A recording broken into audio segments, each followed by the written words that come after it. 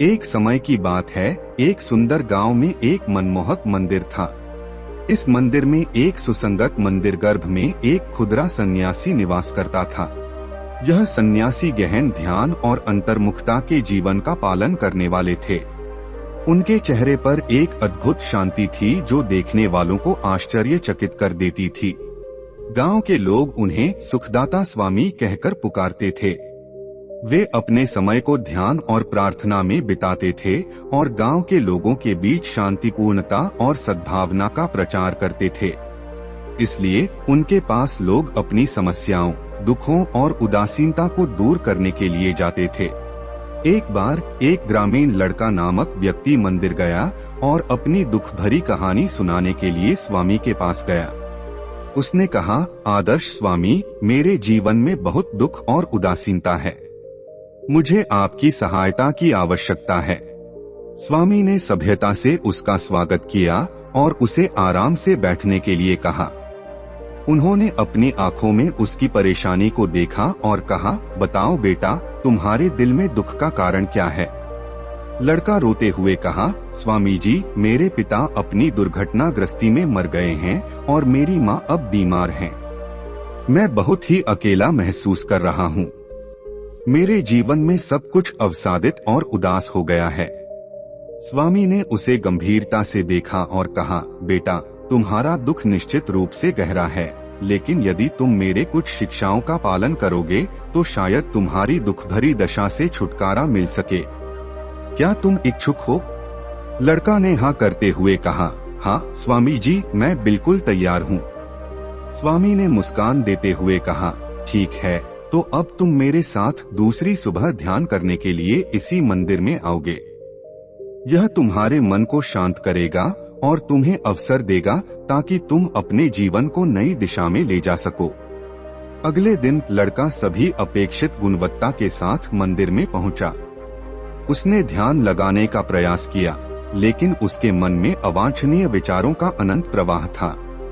स्वामी उसे ध्यान के बारे में समझाने और उसे शांत करने के लिए निरंतर मार्गदर्शन करते रहे। धीरे धीरे लड़के का मन अधिक स्थिर होने लगा और वह अपनी सोच को संयमित करने और ध्यान केंद्रित करने में सफल हो गया।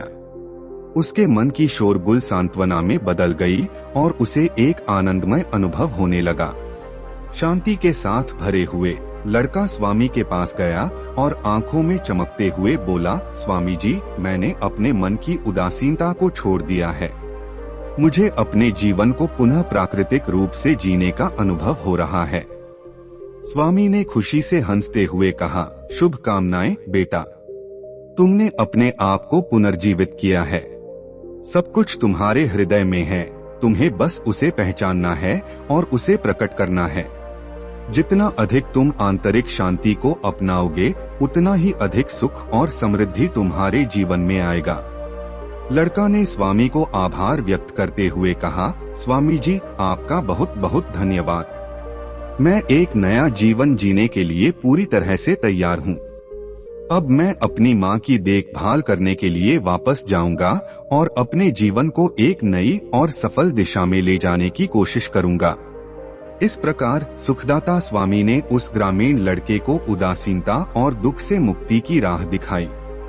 उनके आदर्शों का पालन करके वह लड़का अपने जीवन को प्रकाशमय और आनंदपूर्ण बना सका। स्वामी का संदेश यही था कि सबका सुख और शांति उनके अंदर ही है, उन्हें बस उसे खोजना होगा और अपनाना होगा। स्वामी जी उस लड़के से कहते हैं, आप उदास हैं, लेकिन याद रखें कि यह स्थिति स्थायी नहीं है। जीवन में उदासीनता के दिन आते जाते रहते हैं। अपने आप को समझें कि यह सिर्फ एक अवस्था है जो बदल सकती है।